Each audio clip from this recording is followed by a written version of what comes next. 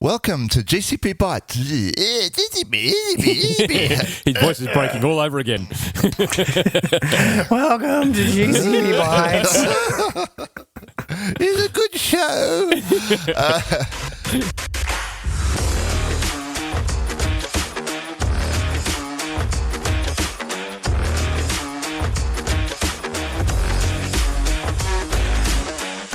Welcome to GCP Bytes, episode number 17 for Friday, the 23rd of May, 2025. GCP Bytes is a podcast where we discuss Google Cloud and tech. And I'm your host, Stephen Bancroft. On today's show, has Broadcom gone completely nuts? We take a look at a few new GCP features. Update your Chrome. No, we're talking it's serious this time. You better update your Chrome. Plus, we take a look at all the goodies that came from Google I.O. in the AI wars. But before we get to any of that, I'd like to introduce the co-host of the show, Dave Wall. How are you, Dave? I'm doing good, mate, and my Chrome is updated, thank you. I checked. I'm looking around, all the little lights are fine. Excellent. And our very own GDE, Ian Brown. How are you, Ian? I'm good, mate. How are you? You got an updated Chrome? I do have an updated Chrome. I did that yesterday. Excellent. Yeah, we'll get on to that later in the show, what's going on there. But, we keep saying it. Make sure you've got all your software and all your Chromes and everything updated. It's very important in today's age. How are you guys going? Mate, I've just booked tickets to China for August. China. Tell us what's happening in China in August. So Google I.O. Connect is happening in Shanghai in August, and all the GDEs from Australia, as many as we can get over there, are all sort of congregating in Shanghai for a bit of a get-together. So...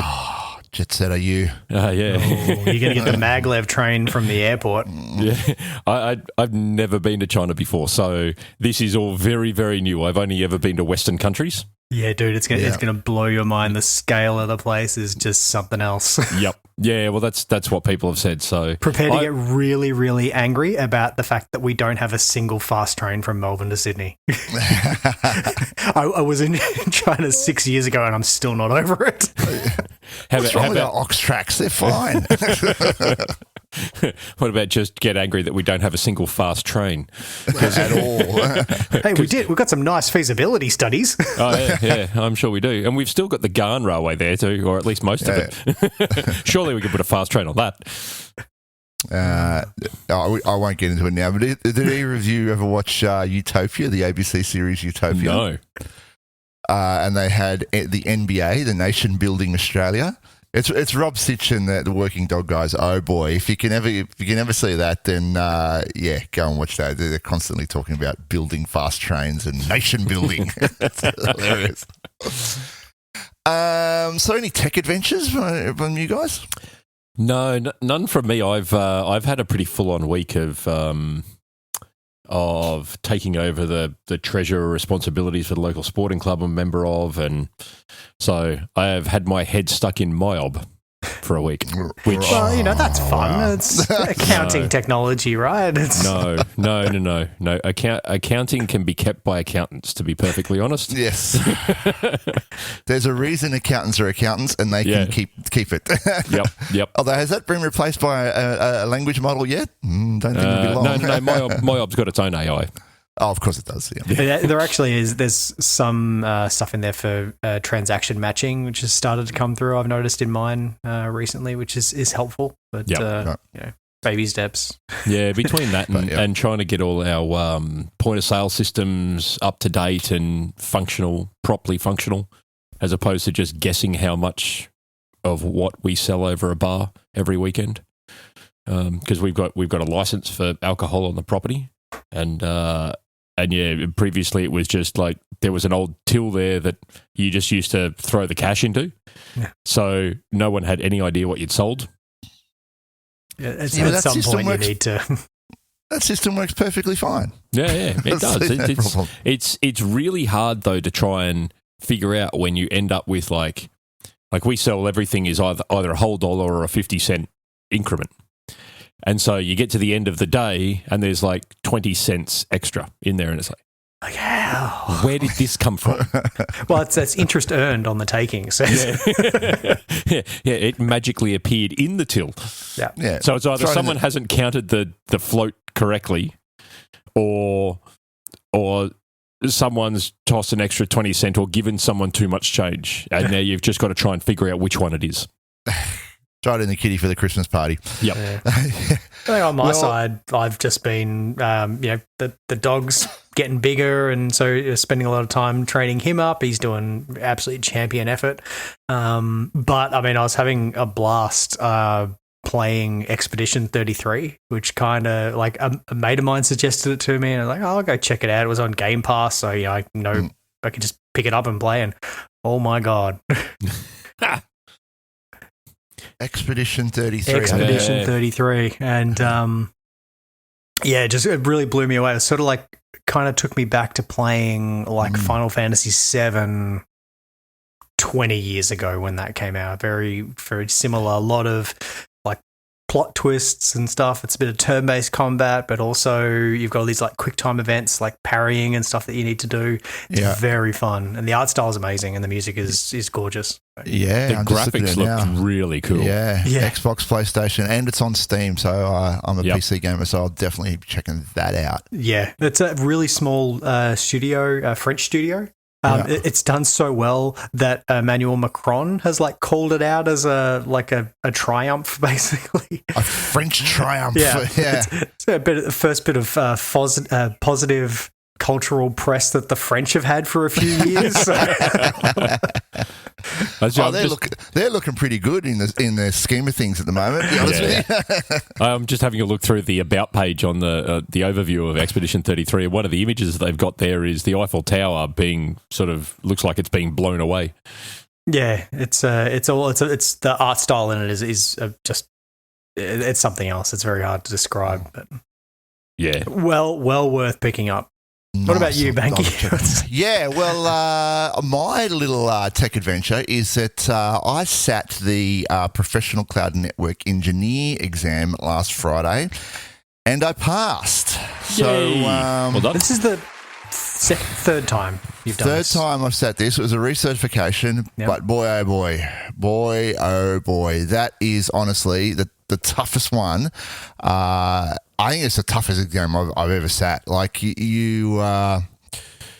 they throw because what we've got now is early on when I first did it. We'll go back to the first time we did it. There was a lot of Kubernetes stuff in there. Really, when it came down to networking Google Cloud, it was all about Kubernetes and integrating Kubernetes into Google Cloud. But since then, of course, we've got Autopilot and a lot of new networking technologies have come along, like Network Connection Center.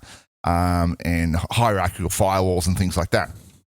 Right. So the first time I did a lot of Kubernetes, that was difficult because you're subnetting, you're working, they throw in curveball questions with overlapping IP addresses and things like that. You're constantly doing that in your head. And I complained about having huge blocks of texts. And then each of the responses were huge blocks of text as well. Okay, and you had to like hold it all in your head while you read through it all. It was really taxing. The second time through, they cut a lot of that down. There were actual network diagrams, and the responses were a lot more succinct, and I felt it was a lot simpler the second time through. I didn't feel like I'd been hammered. This third time through, oh boy, it was like they turned it up to 11. There was a lot of questions about integrating on-prem via hybrid connectivity. A lot of questions around, as I said, hierarchical firewalls and NCC and linking, building networks that way with NCC. Lots of questions you were required to subnet mask in your head and calculate the number of addresses. They threw in like overlapping addresses and asked if this was going to be a problem or not, and it was quite difficult. Needless to say, it was quite difficult. And I was going through, and I thought I tanked it. Like I totally thought I tanked it. And granted, my preparation wasn't the best because I'd been away and come back, and I really only had like a week and a half to like hit the books. But no, I got to the end. Now, normally, it's 50 questions over 2 hours. Normally I finish and I might have half an hour. One time I had 45 minutes. It was a luxury. And I'd go through and I review the questions I'd flagged, and then I'll go through and review them all. And that's my usual pattern. But this time I had like 10 minutes left, like not even 10 minutes. And so I reviewed the questions I'd flagged, and I went, I'm done. I was mentally taxed. I was just over it. I had maybe 2 minutes left, so I just went submit. And you get that little pass up in the top left corner. The little red text that says pass. The smallest font possible. And so thank God.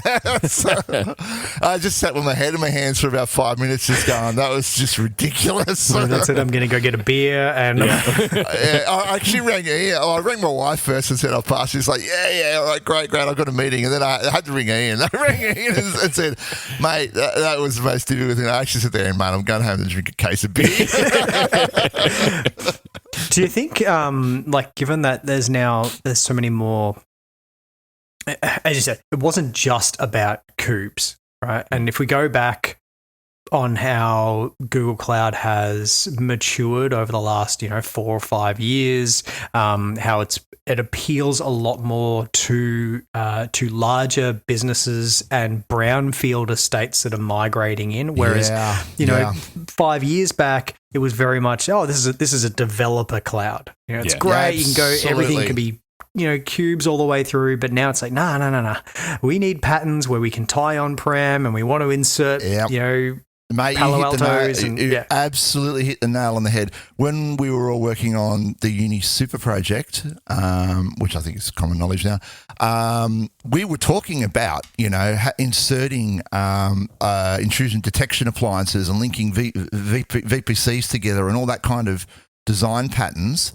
That wasn't even thought about in Google Cloud. Like, no one was talking about that, right? We were at the vanguard of that kind of idea. You had to dig out, things like, if you stick these two together, this will probably work. This will probably work, yeah. Now, that's the norm. There were straight-up questions about that kind of design pattern. Putting an intrusion detection appliance and enabling IP forwarding and setting up multiple VLANs and doing that kind of thing. And definitely, the big angle was all around hybrid connectivity and on-prem integration. Absolutely. You're right. Yeah, the whole idea of having to on the fly decode a netmask or convert it to IPs is just no, I'll pass. Yeah, well, I don't see the value in that, because how often do you need to do it? As in, in real terms, in your day-to-day as a network engineer or a cloud network engineer, how much of that do you actually do? You probably have a table sitting there, which slash do I need? Oh, this is fine. Okay, great. Yeah, but on the other hand, it was very obvious. Like, when you actually looked at the answers, it became very obvious, because they wanted 30,000 addresses, and one of them was one of the answers had a /24, and the other one had a /16 or something, and you go, well, it's got to be the bigger one, right? It can't be. So it ended up 30,000 /32s. If you're going to sit that exam, gird your loins, because it's a tough one. It is really a tough one. Thank God I don't have to do it for another 2 years. But if you're someone who is, I suppose, a born in the cloud native kind of person that's probably never really touched tin, you might find it very hard to map some of those constructs. Oh, yeah, I never even thought about that, but absolutely, yeah. I don't even know where you'd begin if you were that kind of individual. But really, that comes with the territory, though. You've got guys that are in and girls too, that are in cloud these days that have never constructed a network proper in their life. They've never logged into a switch before or a router and had to add routes in for something. No, it's all just cloud router and shared VPCs. That's exactly right. Yeah. So that's networking, isn't it? Well, not really. Not really, no. You put a route into a router and it bombs the entire router, and then you figure out, that's not going to work. or you do I can't say. Maybe I did this once. you change your connection between a router to a trunk, and then chop yourself off from the router. Yeah, I think we've all done that, mate. Forgot to set the native VLAN. Oops. And then I have to get in the car and go for a 20-minute drive. But yeah, for me, it was a 2-hour drive. You're on the road and then your phone rings and it's your boss and you're like, yeah, I know, I'm on the way. Exactly. Well ahead of you. I'm proactive here. I'm very proactive. Yep. So, look, with that out of the way, I now have the security professional certification, which should be a lot smoother and a little bit easier. Because, you just look for the principle of least privilege in most of the questions and you're done. Yep. And then I've got the DevOps and the developer certs as well towards the back part of the year. So I've got them all lined up. Right. Well, the developer one's not too bad. Unless it's cranked up in difficulty. The DevOps one is reasonable. Yeah. Yeah, you just got to know your SLAs and your SLOs for the DevOps one, really. Yep, sure. But if you're, if you're looking for a little bit of a palate cleanser, mate, you can go off and go get your generative AI digital leader cert. You can get your generative AI digital leader cert, mate. What a segue! You've learned from the master. Thanks, mate. Become a certified generative AI leader with a first of its kind credential from Google Cloud.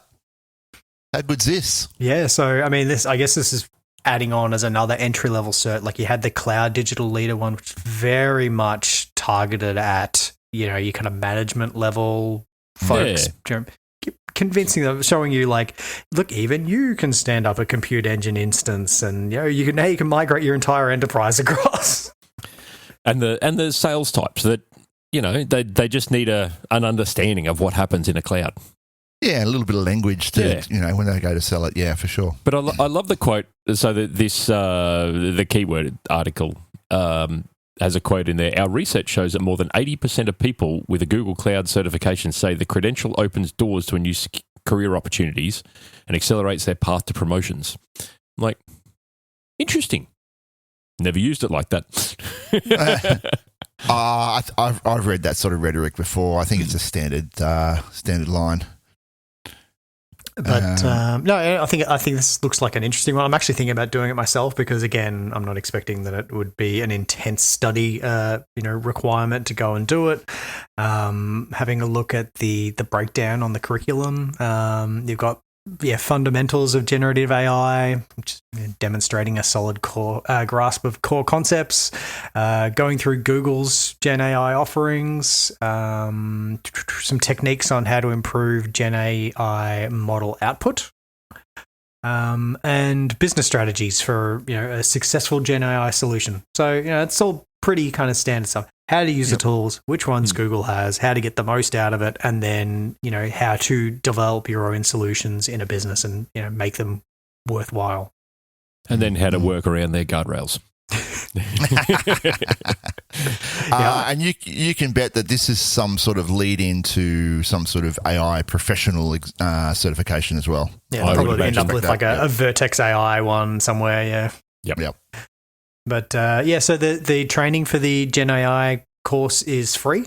The exam is $99. But you can jump on to where is it at? It's on Cloud Skills Boost, and you can do the Gen AI Leader Learning Path. It's about 8 hours worth of content. I think I've done some of those courses already. Just as a matter of fact, they kind of mix all the stuff in together when you're doing different pathways on Cloud Skills Boost there.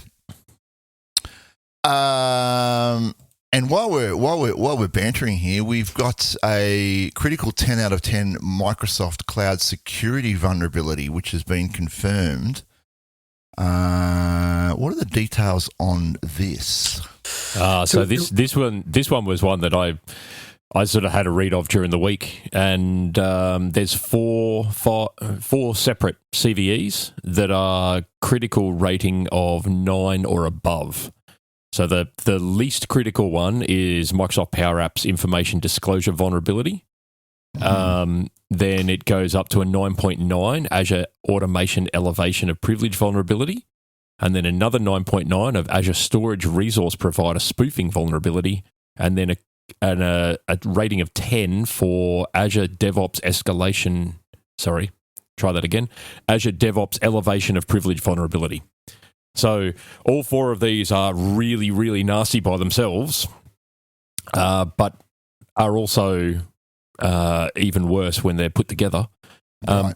I suppose the good part about this is Microsoft's already patched it, and there's no real evidence of them being exploited in the wild. So that's a good thing. But yeah, 4 in one hit is pretty nasty. Pretty nasty. All right, so patch your stuff. That's always the mantra around here. All right, should we do it? Let's do it. Let's get on with the community news.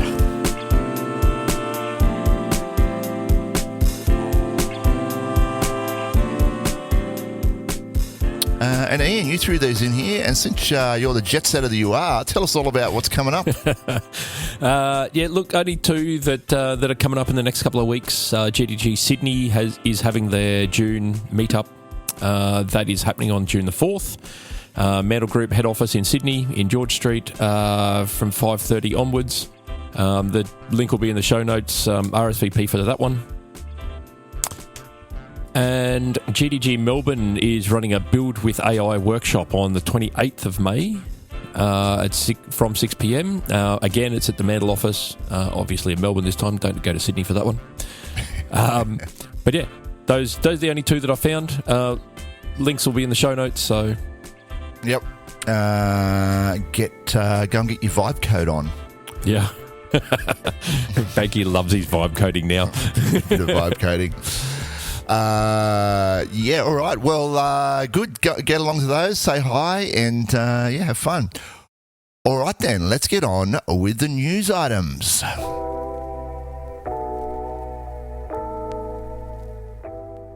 And Broadcom at it again.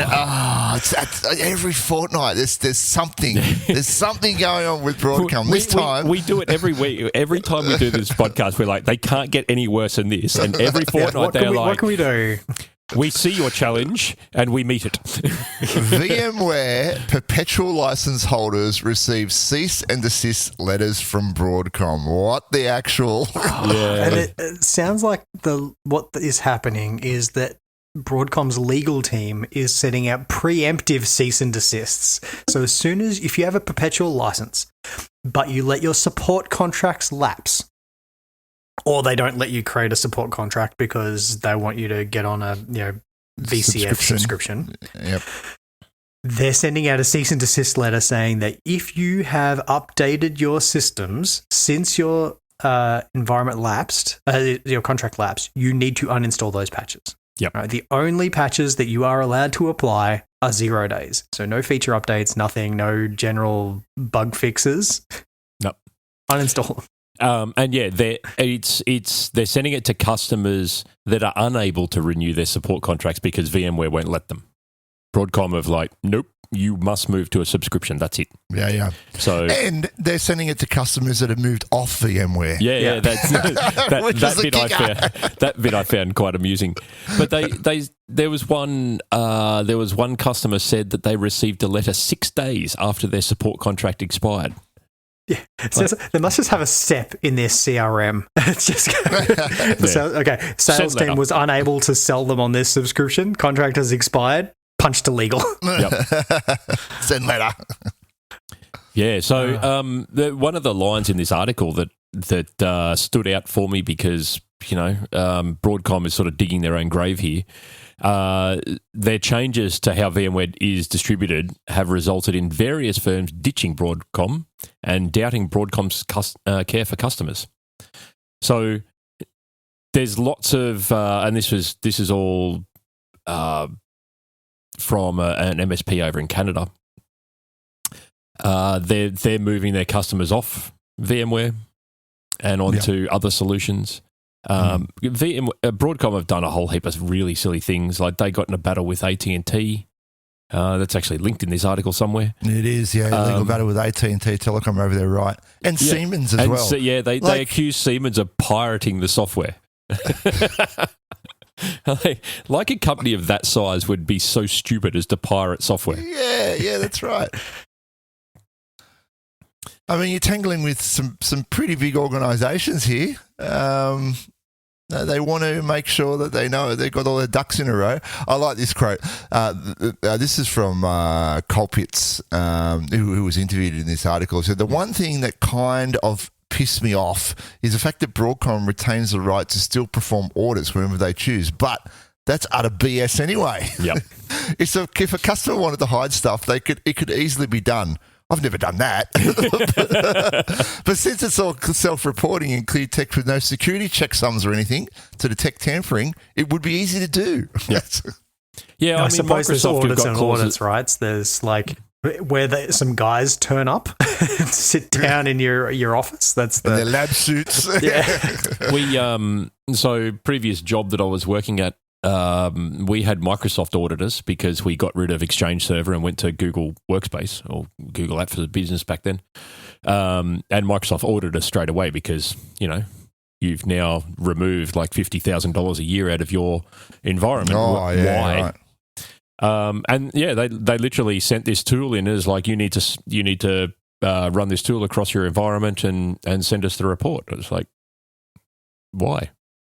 And it's in their contract. If you use a Microsoft service, even as a home user, they're allowed to audit you. Just another argument use case for Linux, eh? Yep. I was going to say on that, there's another article that we'll cover a little bit later where... And later is now.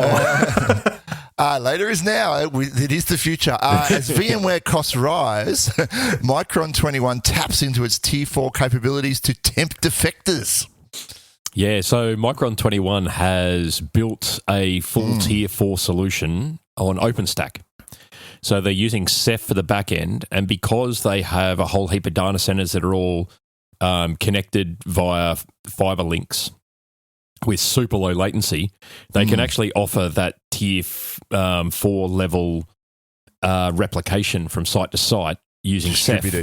Yeah, so I guess it's you remember the old terminology. You had SANs, and you could have like a metro cluster, like stretched clusters, and you go like sort of 25 k's away, gets you outside of a blast radius of a reasonable sized weapon, so this is what they've managed to build. So I think Ceph is quite sensitive on the latency side of things. So given that the fact that they've had their own dark fiber between these locales, they're able to light it up and less hops, less latency, and yeah, and look, OpenStack is. I ran it many years ago, and it was hard yakka to run. But I mean, if you're at that scale, you should have a whole heap of automation, and I'm sure the product has come so far since I used it more than 10 years ago. And if they've got the Tier 4 grade replication that they can put in place, and they're running it all on good tin, then it seems like it might actually be a viable alternative. Yeah, they said they're able to hit quite an aggressive price point on this, just because they're not yes, they've got all the overhead of running OpenStack, but because they're not having to pay VMware's cloud pricing, for all the hosting side of things, they're able to offer that at a more aggressive price point. Yeah. And I need to have another look at OpenStack because it was revolutionary 10 years ago. It was, yeah. And Ceph is open source, right? Yeah. So, the possibility exists of contributing back to that and, improving it where you need it and where your clients need improvements. Well, if you've got Proxmox, it uses Ceph for its hyperconverged storage. Yeah, I think Harvester uses Ceph as well. Yeah. So it is definitely in the open source or new breeds of hypervisors that are getting significant investment in our post-Broadcom world, that would seem to be coalescing around a few of these technologies like Ceph. And why not, right? Yeah.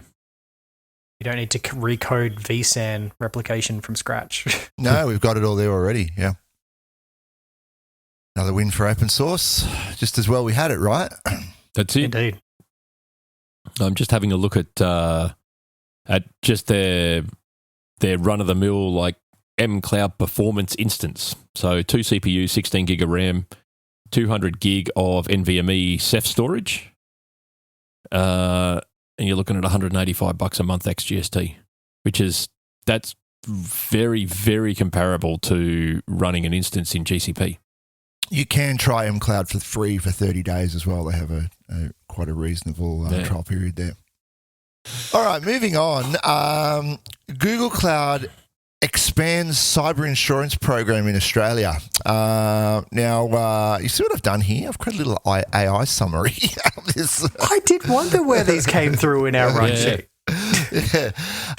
So Google Cloud has expanded its risk protection program, adding Beazley and Chubb. You've probably heard about Chubb before as global insurance partners, alongside the partner Munich Re. This is for managing cyber risks and cyber insurance, and there's new Australian regulations, APRA's CPS 230 and CPS 234, there is the RPP Cyber Insurance Hub allows customers to generate real-time security posture reports, enabling cyber telematics. This is I think I just wanted to throw this in because it is a reflection. I mean, we're constantly reporting breaches, right? Cyber breaches, but this is Google Cloud focusing on the Australian market and adding some already existing insurance groups to now be available to get your cyber insurance from, because you really got to have this. Yeah, I think it's quite an interesting proposal because yes, you need to have your cyber insurance. You need to cover yourself for what happens if you get crypto locked or your customer data leaks, and you need to deal with you need to deal with a news report about your company. Yeah. And this is a way then for the insurance companies to be able to correctly underwrite you without just, it being a sheet of like, do you have an appropriate security policy? Yes. Yep. Do you patch all your servers? Yes. Do you have open buckets with everybody's passports copies in them? No. Oh, wait, actually, probably, yes. Probably. Yeah. Do you patch your servers? Yes, once a year. But we don't reboot them. So, this does actually give it like a portal access to be able to, pull reports and give genuine data. Yeah. Yeah, absolutely. And it puts some liability back on, the organisations. If you want your cyber insurance, here's all your check boxes you got to complete, or you're not covered, basically. Yeah, that's right. Insurance, it's about as exciting as it sounds. Yeah. About as exciting as accounting. Almost exciting as accounting. All right, then. So moving on, Google cut bonuses to underperforming staff. Google's revamping its employee compensation structure, making significant changes to how bonuses and equity awarded based on performance reviews. What's going on here? Well, it looks like they've got they do a yearly system called GRAD, so Google Reviews and Development, and it classifies employees into 5 different tiers. So it goes from not enough impact, moderate impact, significant impact, outstanding impact, and transformative impact. And that corresponds to the level of bonus the employee gets. So what they're saying in the article is that Google's Vice President of Global Compensation and Benefits says managers can now award outstanding impact to more employees. They'll be given a higher discretionary budget to reward those with significant impact. And according to BI, most employees fall within the significant impact category.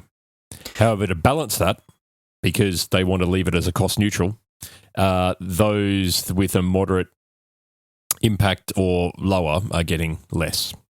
Yeah, I mean, this is pretty standard stack ranking stuff, right? There will be a percentage of, yes, we expect 60% of our staff will fall into the significant bucket, and 20% will fall into this next one above, and 2% will be in the top tier one, and we expect 3% to be in the bottom tier, and those people are going to be on the way out of the company. Right? It's very standard. Doesn't matter if you've got an awesome team, there will be a pressure, I'm sure, on managers to be like, you need to fit your team to this.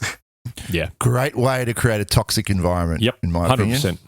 Perfect way to do it. So on that, Mark Zuckerberg said he would fire and replace 5% of Meta's low performers in a memo first reported in January by Bloomberg. So, I mean, if you've got the CEO of the company going, I'm going to fire 5% of the employees on a company that employs God knows how many people, that's a lot of people. Mm. And if you think that you're even remotely close to a low performer, then you have this doubt that's seeding in your head. Yeah, so there is an incentive in these sorts of models. I mean, this is all ex-Jack Welch GE stack ranking. This is where this came from, and it is basically to keep that churn of a bunch of your staff on the way out. So, yeah, have fun with that, Googlers. Yeah. Yeah, and the last sentence in this article I find quite horrific, actually. Recently urged employees working on Gemini AI tools to be in the office at least every weekday, which is fair, and said if you've got a, work in the office culture, and said they should be clocking 60-hour weeks. Yeah. That is horrific. Yeah. But that's a fairly typical week in an American culture, though. They work like dogs.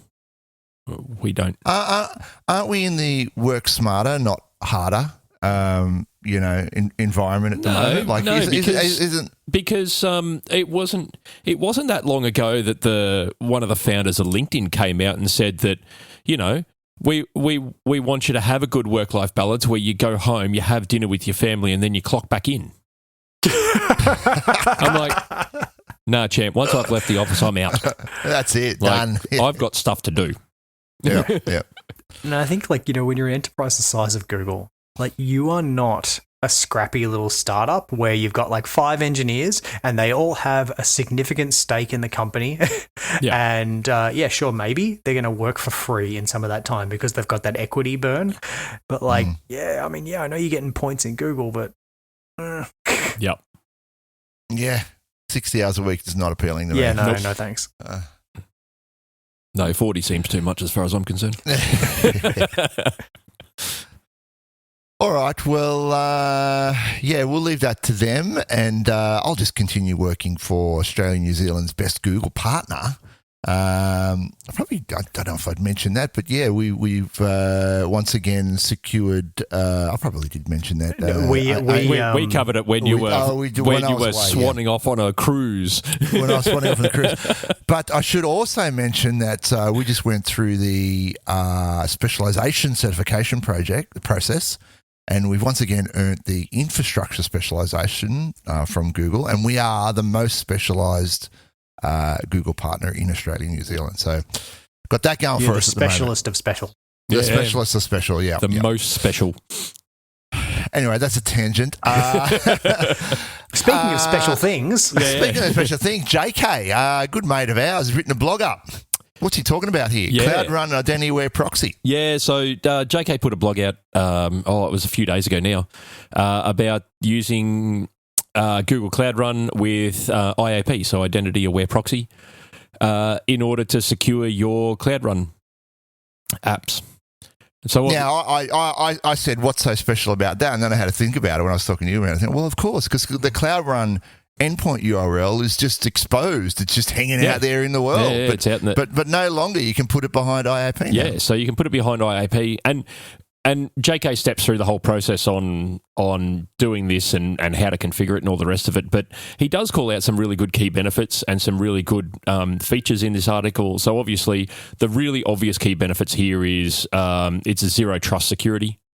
It's simplified access control with IAM because Identity Aware Proxy is using IAM for your authorization. It allows you to protect internal and sensitive applications. So you don't have to set the application to internal only and have connections into Google Cloud, like private connections in. You can set it as public, but then make it private by putting it behind IAP. Which you can do for free. That's exactly right. So IAP doesn't cost you anything extra. It gives you detailed audit trails, and that's a really big one. We were talking before about security of your environment and cyber risk and all that sort of stuff. Detailed audit trails are fantastic. So getting started with this is super simple. It is literally a checkbox in the stand-up of your Cloud Run instance, or if you edit your Cloud Run instance, you can check the little box that says Advanced Authentication with IAP. And then you'll need to configure your OAuth consent screen, which I assume that 99.99% of people already have. If you haven't, go and do it. And then assign the IAP secured web app user role to your users, and you have it secured. Presto, it works. Yeah. And I was wondering how this works, and he does go into it as a paragraph here. This is where the new integration shines. Even if your Cloud Run service has a public URL that anyone could theoretically hit, IAP steps in before the request reaches your service. That's right. It forces an authentication challenge if the user is signed in with Google account that has the necessary permissions, i.e. as part of the authorized group they are allowed through. Otherwise, access is denied. So, yeah, it just literally inserts itself between the URL and your service. Yeah, and so, I mean, one of the really good things here is that you can use this for like a dev or a QA environment that's running on Cloud Run. You can put a IAP in front of that and say only my engineers are allowed to get to it. But the really cool part about this is you can also grant external users access. So you can go into the IAP configuration and you can grant a principal, so an email address, service account, whatever, a certain access level, and they will also be allowed through. So it's not just hey, this is restricted to my org. It can be anybody that uses the Google account to go through. Right, so you could have a SaaS, and you could still do this in the back end, which is nice. Yeah. So that was a really, really cool addition to Cloud Run. And I thought it was where JK wrote probably the best article that I've seen out in the wild about it. So I thought we might shout it out on the podcast because it's always good seeing complex things like this distilled down to something so simple. Yep. Yeah, it's a good one. Go check it out. And while you're there, why don't you subscribe to his Substack as well and get the notifications directly to your inbox. All right, cool. Google and a bunch of other hyperscalers are thinking about this power problem, and Google in particular has made a 600 megawatt solar power deal to supply its data centers, which is good news. Is it enough? Is it going to be enough? Well, as we've seen, they're spinning up nuclear power stations to power their IDCs. I mean, are we going to be able to get enough power from the sun? Remains to be seen. The new deal covers solar and storage projects being developed in South Carolina, and the company says it has 16 gigawatts under development. Most projects listed on their site have deployed around 60 megawatts to 75 megawatts of solar. Google has recently invested heavily in renewables. Last year, it pledged to invest $20 billion with Intersect Power and TPG Rise Climate to build enough zero-carbon power plants to provide electricity to several gigawatts. And in January, they had another contract for 700 megawatts. So, yeah, look, I guess they've got a vested interest in this, right? Like, I mean, power ain't getting cheaper, and governments certainly don't seem to be generating enough of it, and they need to somehow power their future, their AI futures. Yeah, and this article goes on to say Google isn't alone here, because I mean we've already covered Microsoft's one, but Microsoft has hundreds of megawatts of solar this year alone. 475 megawatt purchase in March. Meta's also signed deals of 595 megawatts and a 505 megawatt solar in January and February as well. Yeah, you know what's impressive about this? I mean, these are decent numbers, right? And they're talking, this has been generated from solar. Yeah. Right? Like, I mean, come on. Like, it's for last 20, 30 years, it's just been bagged. It's never going to be enough. It's never going to be enough. But here we are, 2025, we're powering IDCs from solar.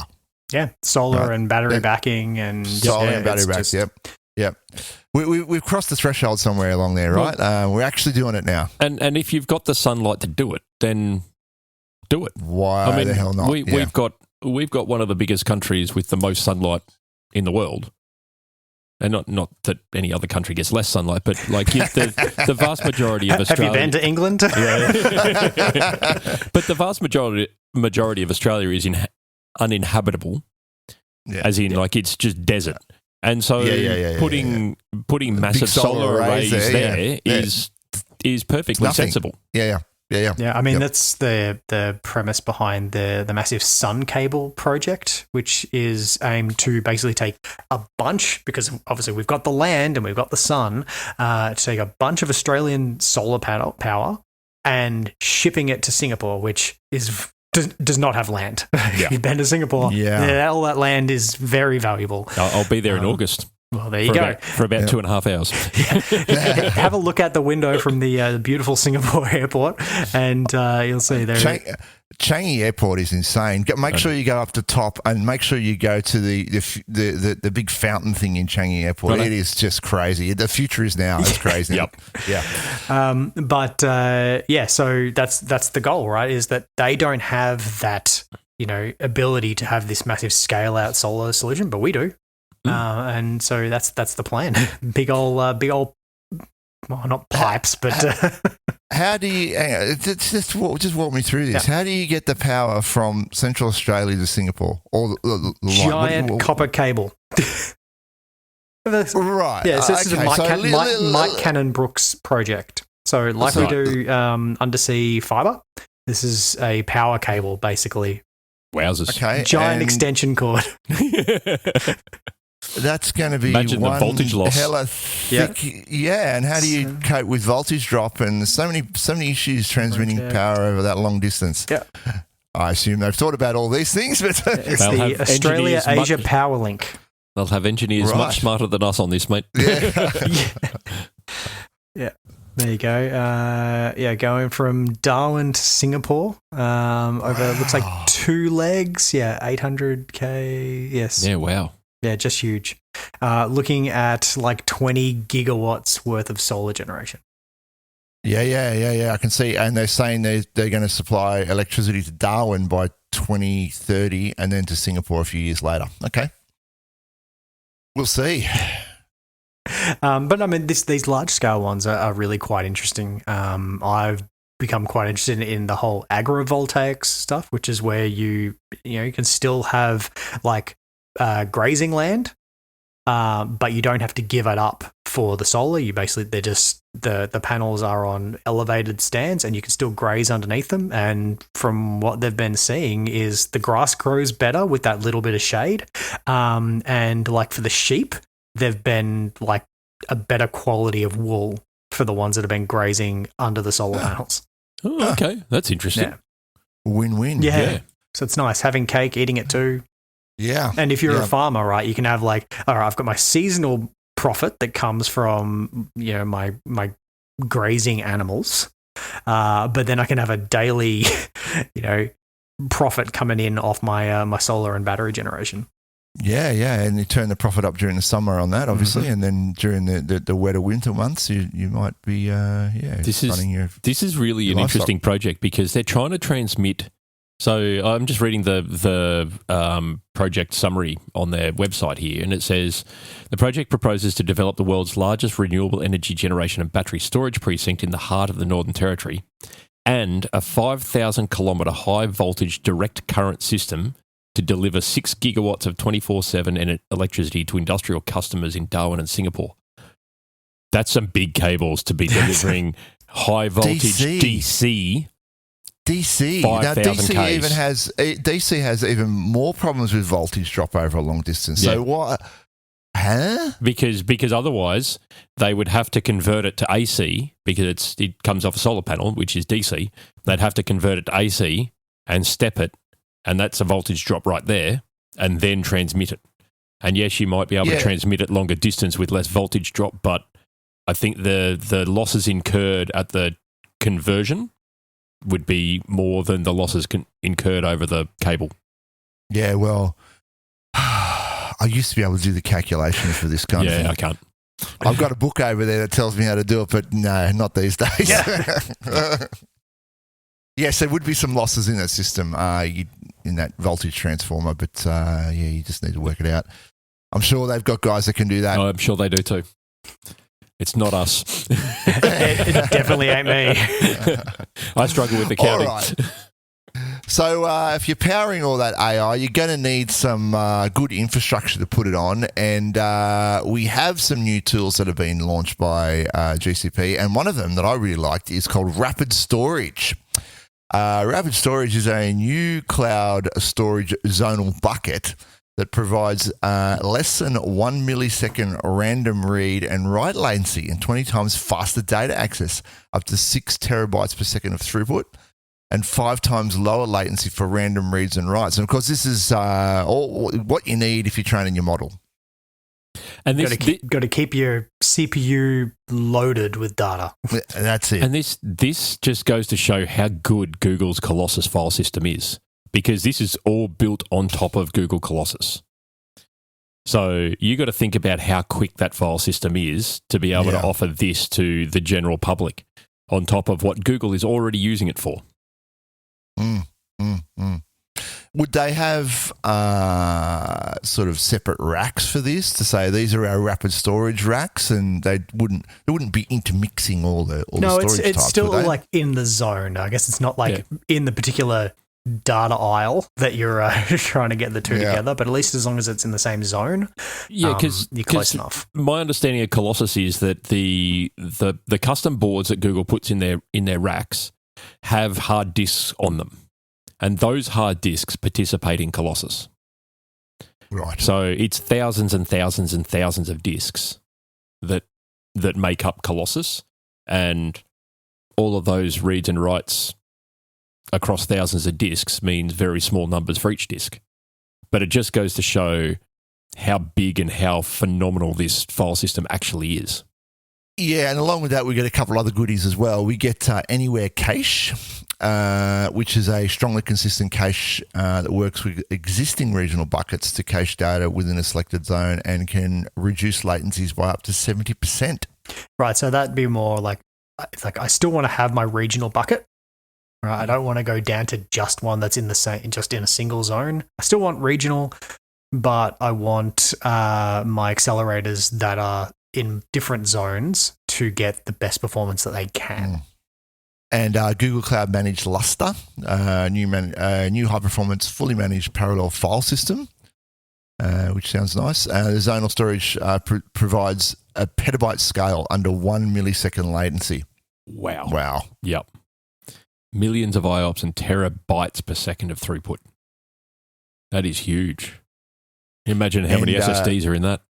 Oh, it's huge. And new storage intelligence tool it can provide insights on their environment by querying object metadata using the power of LLMs. The power of LLMs. Nice. The power of LLMs in the palm of my hand. Dr. Octavius. Yeah, I could have ruled the world. Nice. So go and check that out for your high-performance computing needs. Moving on to some Android security news. We don't cover much Android stuff on here, do we? No, we're getting a new security feature for Android. Now, I haven't actually even gone and had a look, see if I got this. And advanced protection. The Android operating system currently installed on billions of devices across the globe is receiving some significant security updates. This is May 14. I noticed the other day I had to do a little reboot, and I did the other day as well. But this one's really cool. So, there's a few mixed reactions to this in the wild. There's a lot of people going, "Oh, Google's taking away our freedom on Android." They're not really. They're just making sure that you're not the next victim of a a cybersecurity attack or cryptocurrency fraud or whatnot. So there's 4 main things that they've released as part of this new security measure in Android 16. Warning about possible risk from unknown caller actions. So obviously unknown callers can be malicious. So Google's trying to make sure that you're aware of what's going on there. Enhanced fraud and scam protection. So they're trying to target things like cryptocurrency fraud, gift card fraud, toll road fraud, tech support impersonation. Those toll road ones are the ones that they get me a bunch. Not as like don't get me, but I get them sent to me. Like you have an overdue toll invoice. Yeah. I ignore all of them. Yeah. Even when they come and they look like they come from Linked, I still ignore them. Yeah. Because I have a Linked account, and if you haven't charged my Linked account, then I'm sorry. That's right. That's your problem. Yeah. The next one is anti-theft and app protection upgrades. So Google released back in 2024 sometime the device theft protection. So if it suddenly detects the device speeding away at a fantastic rate of knots from where you are, it automatically locks it. And then the last one is the locate lost friends, family, and property with the Find Hub. So you get a new Find Hub which will simplify tracking lost friends. I don't know how you track lost friends, but sure. Family members and personal property. Now, when I was reading this, I had a bit of a Big Brother moment. Yep. And it might be a good thing or not. What if you could have the model listening to your phone call, really dystopian, and then if it detects that it's a scam caller, because they can still call you and scam you, right? And if the model detects it's a scam caller, it actually interjects on the call or terminates the call for you. Yeah, I'm I wouldn't be signing up for that one. No. But you can bet it's coming along, though. Oh yes, and so it's coming. So, and that was one of the things that I read was that this is becoming a lot like Apple's ecosystem, where Big Brother is always listening or always dictating what you can and can't do. And look, yes, that is to an extent what is happening, but also not really. It's more just sort of locking down the ecosystem a little bit to try and prevent a lot of the more obvious things from happening. Yeah. Something like that, I wouldn't sign up to it. We wouldn't sign up to it. But vulnerable individuals that really have no idea, you just turn that feature on and you know that something is looking out for them. I don't know. Speaking of vulnerable individuals. Google Chrome. Lots of vulnerable individuals there. While we're on the security tip, Google Chrome deadline, 21 days to update or stop using the browser. An edict has been issued by the US government agencies. Google has warned that Chrome is open to attack and has rushed out to fix a vulnerability that enables a hacker to steal login credentials and bypass multi-factor authentication.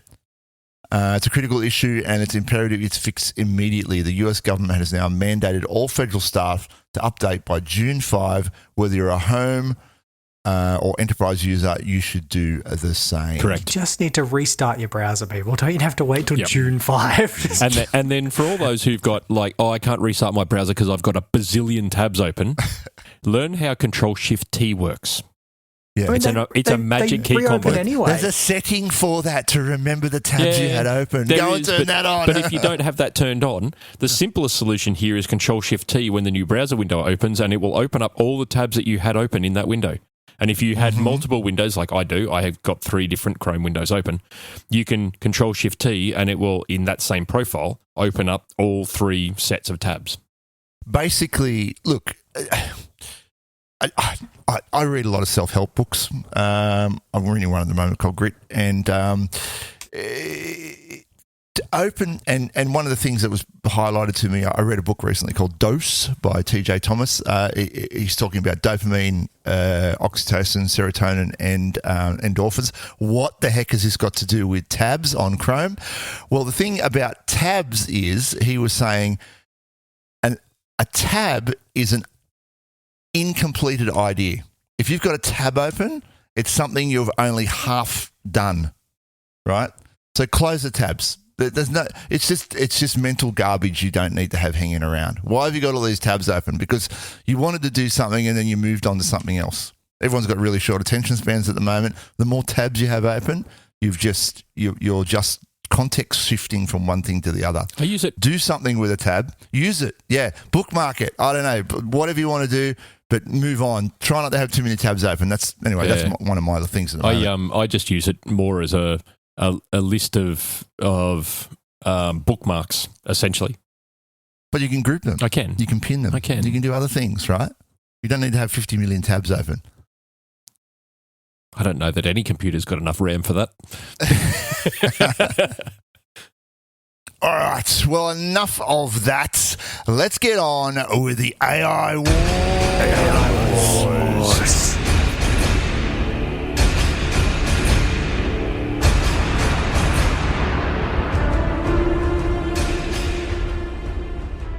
And I thought, look, I mean, Google I/O's come out, and look, it may as well be called Google AI.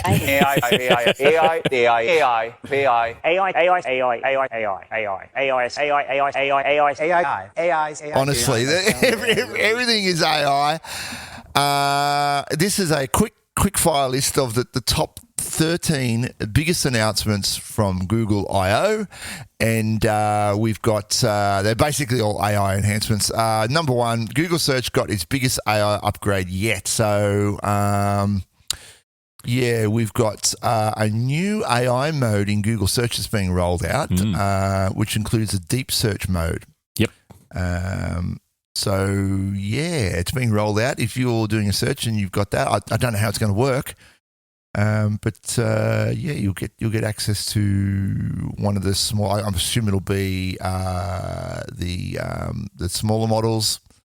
Unfortunately, it does come and say the less popular AI overviews is also getting a wider rollout in search. So look out for that. Number two, Google just made shopping more fun. Look, this is. I don't want to be the harbinger of doom, but this is really feeding into the phenomena of the no-click internet, and it's all about this really. They don't want you clicking anywhere. You've got to stay in Google. Once you have a product, and one of the things you can do with this is once you have a product or outfit in mind, Google agentic checkout feature will basically buy the product for you using the payment and delivery details stored in Google Pay. Yeah, that one's not for me. I don't see that one being a go. I think that's going to be about as popular as the idea of getting your Google Homes to order pizza for you and things like that. Yeah. But it does have a thing where it's like you can do a try before you buy it. You can take a photo of yourself and put the outfit on before you buy it. So that's a cool idea. Beam. Now I know you guys like Beam. What's Beam all about? Oh, so this one's turning video calls into 3D. I mean, we all sit on video calls all day. So, this is the idea is to present the calls in 3D as if you're in the same room with someone you're on a call with. It's a bit like VR, but it doesn't require a headset. And I predicted it will be in the graveyard in about 6 months. All right. You guys have been in enterprise spaces long enough. You remember the Cisco telepresence rooms? Cisco rooms? Yes. Right? And so you would have in your different corporate offices, you would have these rooms built, and they got the same equipment, and the decor in the room is the same, and the table is the same, and it gave you a telepresence feel. So you're having a video conference with someone in a different office, but it kind of tricks your brain into feeling like you're at the same board table. But a cheaper solution. But it won't be cheap. It'll be cheaper than that. Laptop. Building a whole room for it. Oh yeah, because those things were stupid expensive. It's stupidly expensive. People won't go for it. If you can get $1,000 laptop or $500 laptop and have a video call, done. That's it. We're done. Yeah. Right? And it's far more versatile. I don't need to see someone in 3D. I couldn't care less. whether you're I can't 3D see or this getting 2D. off the ground. But what I can see getting off the ground is VO3. Oh, yeah. Oh, boy. VO3, AI video generation tools that are already incredibly impressive. Yep. But now it's got dialogue. Yep. Yeah. I saw a audio. demo of this the other day, and it is phenomenal. Yeah. The clip that I saw yesterday, it took him about 2 hours to put it together, and it's just, I mean, the dialogue's not great because he was just like, hey, look, we can talk. What are we going to talk about? I have no idea. But having, I think he had like 20 different scenes of characters going through this and using different accents.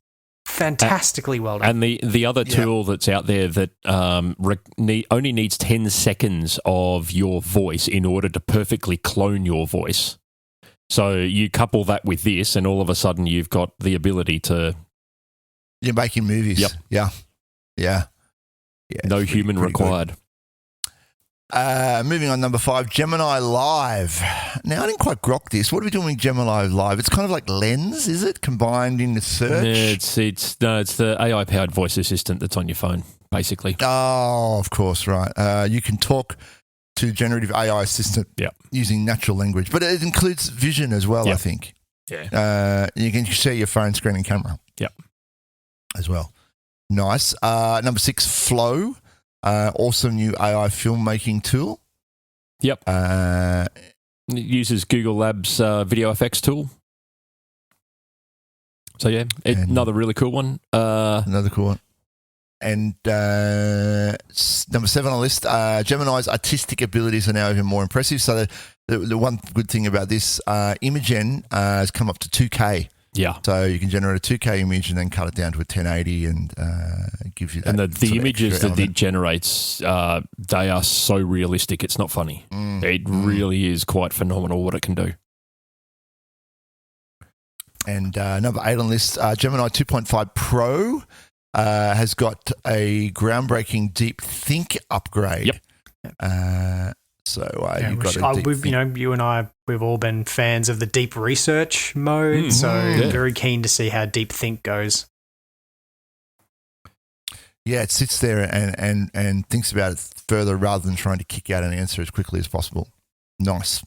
Number 9, Gemini AI Ultra. Open your wallets, everyone. Yeah. I don't think this one's taken off.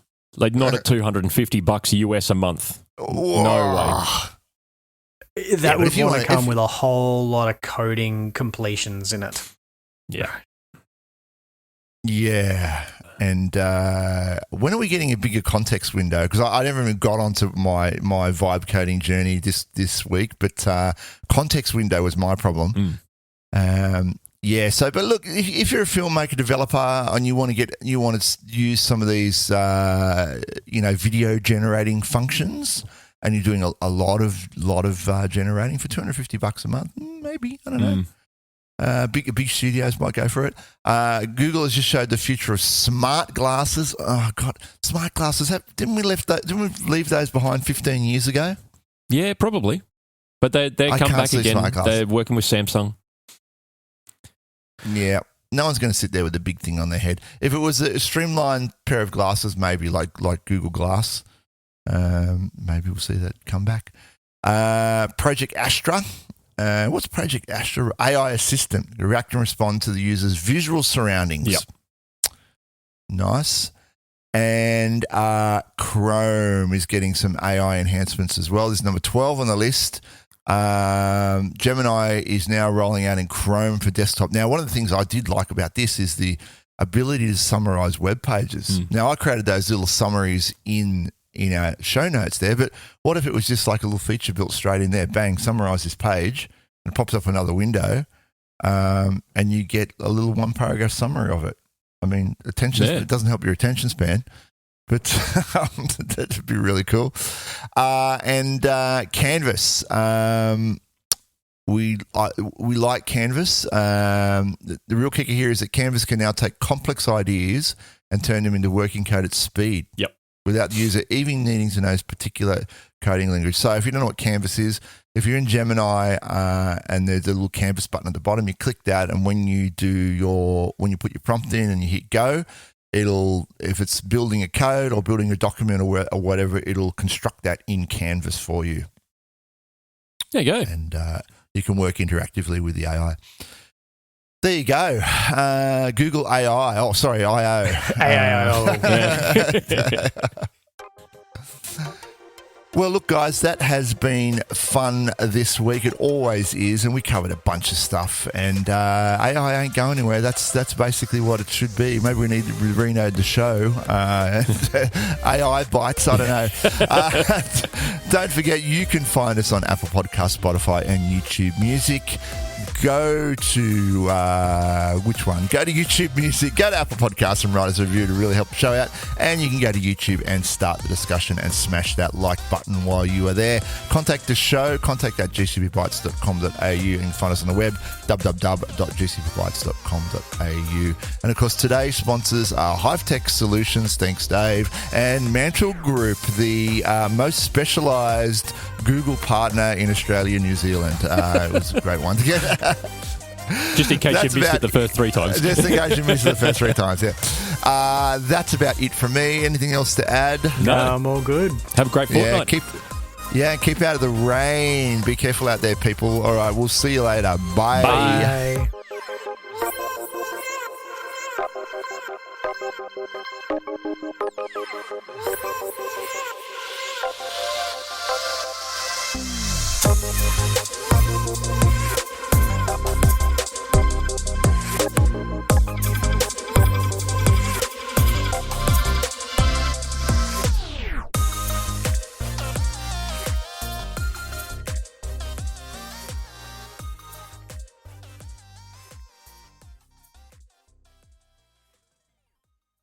How's the rain up there? No rain up here, mate. No. This is the first week all year that we've had a week of blue sky, and I'm loving every second of it, mate. The Manning River is like swollen. The bridge is underwater now. It's crazy. And it's coming south. It's like pissing down here at the moment as well.